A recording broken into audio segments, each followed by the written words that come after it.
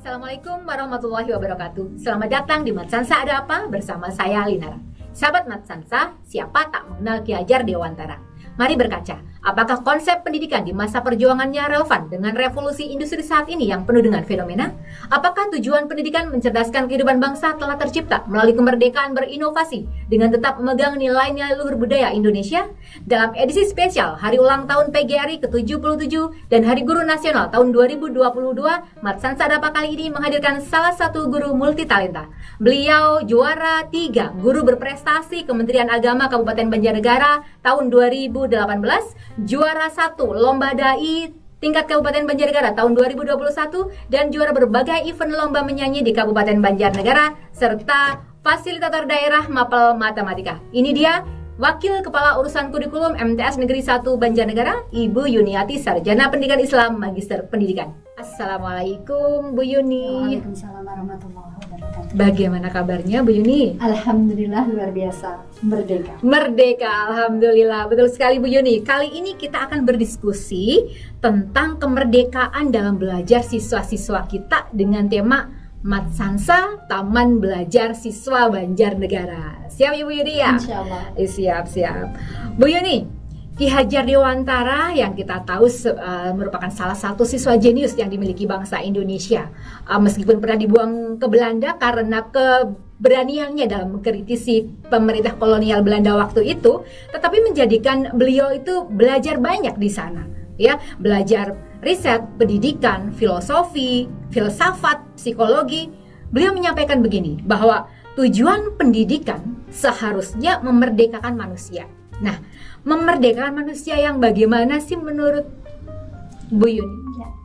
Menurut Ki Hajar Dewantara, jadi pengajaran itu memerdekakan manusia secara lahir. Jadi manusia harus terbebas dari kebodohan dan kemiskinan. Sementara mendidik itu adalah membebaskan manusia, memerdekakan manusia secara batiniah.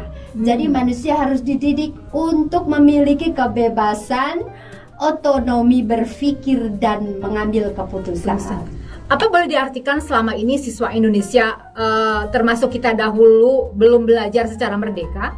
Tidak sepenuhnya benar ya. Jadi saya juga tidak menyalahkan. Jadi ada peristiwa-peristiwa tertentu kita itu merasa tidak merdeka karena kadang kita didikte oleh guru harus melakukan ini, harus melakukan itu. Nah, itu ketika kita itu tidak merdekanya di situ. Tapi ketika kita sudah diberi ruang oleh sekolah atau pada masa pendidikan itu kita untuk mengeksplorasi potensi kita, mengembangkan bakat kita, maka disitulah letak kemerdekaan. Iya Bu ya, karena saya pernah mendengar nih dari sebuah konten Mbak Najla Shihab, ya, beliau mengatakan begini, saya ini korban pendidikan Indonesia, Bu Yuni. Katanya Mbak Najla Shihab yang sehebat itu saja mengakui kalau dia korban pendidikan Indonesia. Bagaimana menurut Bu Yuni? Itu adalah pendapat. Jadi kalau pendapat itu bebas-bebas saja ya. Jadi saya juga tidak membenarkan maupun menyalahkan. Silakan berpendapat. Kalau saya sendiri, saya merasa tidak menjadi korban. Ya. Jadi saya merasa baik-baik saja. Saya belajar dengan bahagia. Cuma mungkin memang harus ditingkatkan ya pendidikan di Indonesia. Bagaimana setiap tahun demi tahun selalu ada perbaikan kurikulum demi mencapai tadi kebebasan belajar dan mengajar. Artinya selama ini kita merasa tetap bahagia dalam belajar ya Bu Yuni. Ya, walaupun seperti yang tadi saya katakan ada momen atau peristiwa tertentu di mana kita itu tidak merdeka karena mungkin kita melakukan hal yang tidak sesuai dengan passion kita misalnya. Gitu. Lalu sebenarnya bagaimana sih Bu Yuni kurikulum merdeka itu? Nah itu di kurikulum merdeka ini menjadi lebih sederhana dan mendalam. Jadi karena di sini materinya kita fokuskan kepada materi yang esensial dan kita bagaimana mengembangkan potensi dan bakat siswa sesuai dengan kodrat alam dan kodrat zaman. Oke. Jadi kalau dikaitkan dengan filosofi pendidikannya Ki Hajar Dewantara, apakah kurikulum merdeka ini merupakan bentuk perwujudan dari filosofi tersebut? Iya, filosofi Ki Hajar Dewantara. Jadi memanusiakan manusia, memerdekakan satu manusia, sama aja berupaya untuk memerdekakan sebuah keluarga. Dan memerdekakan sebuah keluarga adalah upaya untuk memerdekakan sebuah daerah, dan memerdekakan sebuah daerah adalah upaya untuk memerdekakan sebuah bangsa. Nah, itu adalah cita-cita yang ingin dicapai, yaitu bangsa yang merdeka, yang setiap siswa memperoleh pendidikan yang merdeka belajar, merasakan kemerdekaan dalam belajar ya Bu Yuni ya. Baik sekali. Lalu bagaimana Bu Yuni pelaksanaan kurikulum merdeka di Matsansa? Matsansa sendiri ini adalah tahun pertama, jadi kita memilih opsi mandiri berupa. Jadi melaksanakan perangkat yang sudah disediakan oleh Kemendikbud dan Kementerian. Lalu upaya Matsansa mewujudkan taman belajar bagi siswanya bagaimana Bu Yuni?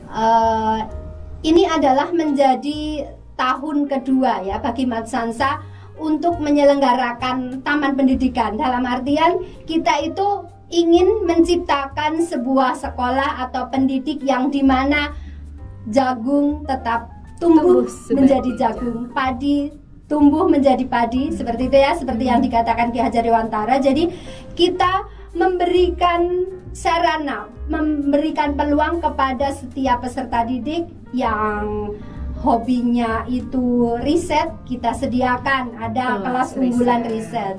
Yang hobi menulis, kita sediakan kelas unggulan menulis. Dan satu lagi kelas unggulan di Matsansa ini tahun kedua adalah kelas unggulan tahfidz. Artinya Matsansa betul-betul telah mengupayakan mewujudkan taman belajar bagi siswa-siswanya ya Bu Yuni. Insya Allah. Oke. Lalu bagaimana upaya meningkatkan profesionalisme guru-guru di Matsansa Bu Yuni? Ya. Meningkatkan profesionalisme guru adalah menjadi hal yang wajib. Untuk itu kita sudah menyusun program. Jadi kita in-house training setiap dua kali dalam satu tahun. Kemudian mengikut sertakan guru-guru untuk aktif di MGMP, ikut pendidikan dan pelatihan di Balai Diklat Keagamaan dan juga yang diselenggarakan oleh Kementerian Agama. Oke. Lalu upaya memerdekakan belajar siswa Matsansa tentu harus diimbangi dengan inovasi dari guru-gurunya ya Bu Yuni ya. Lalu bagaimana bentuk inovasi dari guru-guru Matsansa? Inovasi adalah salah satu bentuk merdekanya guru ya. Jadi guru Matsansa itu salah satu inovasinya adalah merencanakan pembelajaran yang tidak lagi fokus pada guru. Jadi merencanakan pembelajaran yang fokus pada siswa, kemudian menggunakan berbagai metode supaya siswa bisa mengeksplor pengetahuannya. Kemudian membuat media pembelajaran misalnya, kemudian memanfaatkan lingkungan dan bahan-bahan yang ada di sekitar untuk sebagai media pembelajaran. Artinya tadi tamannya sudah ada dan guru-gurunya pun diberi kemerdekaan berinovasi dalam memerdekakan siswanya ya. Madrasah memberikan fasilitas itu. Oke, terakhir Bu Yuni. Bagaimana Matsansa menjaga karakter budaya bangsa dalam pelaksanaan pembelajarannya?